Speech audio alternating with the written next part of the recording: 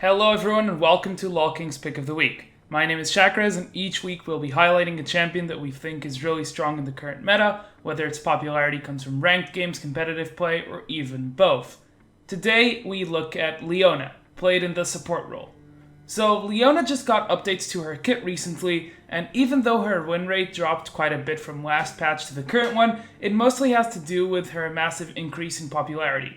New players might not be doing so well with her as she takes some games to pick up and master, so let's get into it. Let's begin with her setup. For runes, you want a very defensive-oriented page. There are multiple iterations and changes you can make, so we'll talk about two different setups. If you're looking to play lane extremely aggressively in the 2v2 and constantly go for kills, this setup is for you.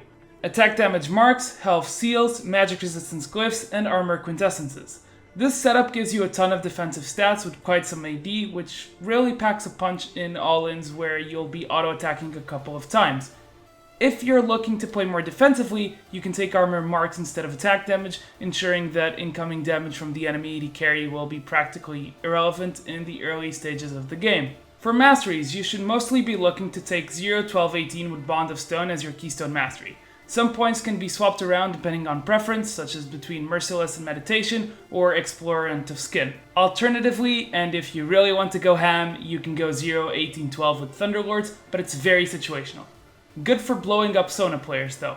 For skill order, you want to max your W Eclipse first as it increases the armor and magic resistance that you gain per rank whenever you activate the skill. Damage also goes up, which is a nice bonus. After that, you can choose between maxing Q or E as the cooldown on both abilities go down with ranks. Maxing Q second means more of those short-range stuns once you're at melee distance, while getting points into Zenith Blade means you have more opportunities to close the gap or change targets. Maxing Zenith Blade is best when you have trouble getting in and need multiple opportunities until you can finally connect with a target. Maxing Shield of Daybreak is best when getting in isn't a problem, so getting more stuns off once you're in is the goal. Now for the item build. For your starting items, you always want to start with Relic Shield and 3 potions. From there, you move into getting your core items, Sightstone and Targon's Brace, alongside tier 1 boots. From there, things become more situational. Your Sightstone can be upgraded to Eye of the Equinox or Ruby Sightstone. Personally, I prefer the latter as this opens up the option to go for Face of the Mountain and grab a cooldown reduction item with a lot of health. Since Leona already gets a lot of free resistances, getting almost 1000 HP from 2 items is really worth it. For boots, you should be going for Boots of Mobility more often than not. They're cheap and augment your roam and pickoff potential. If you're looking for other options, Boots of Swiftness are good if you want the extra movement speed to be present in combat, and Mercury Treads if the enemy has a lot of crowd control, despite being a very expensive option.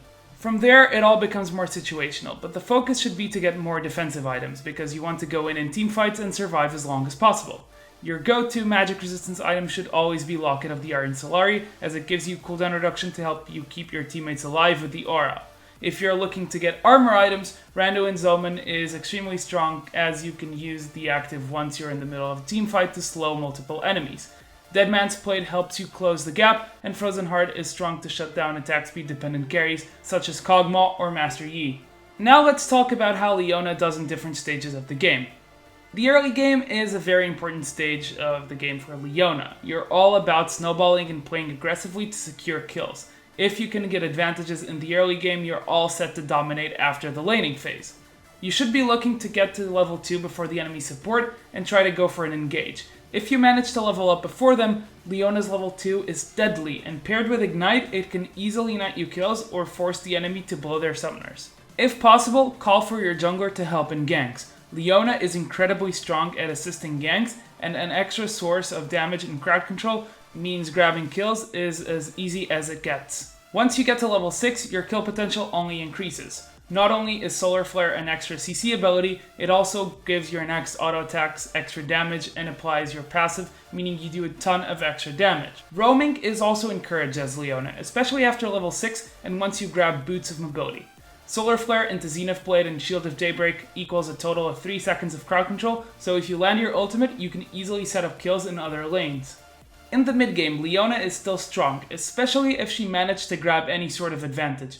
Towers have fallen at this point and the map has opened up, which means she can roam around with her team and look to pick people off. Leona is strongest when she's the one initiating and dictating what targets she's locking down. In the late game is probably when Leona is at her weakest. Sure, at this point she's super tanky and she can go in and take a lot of damage, but unless she lands her crowd control on the correct target, it becomes much harder to fulfill her role.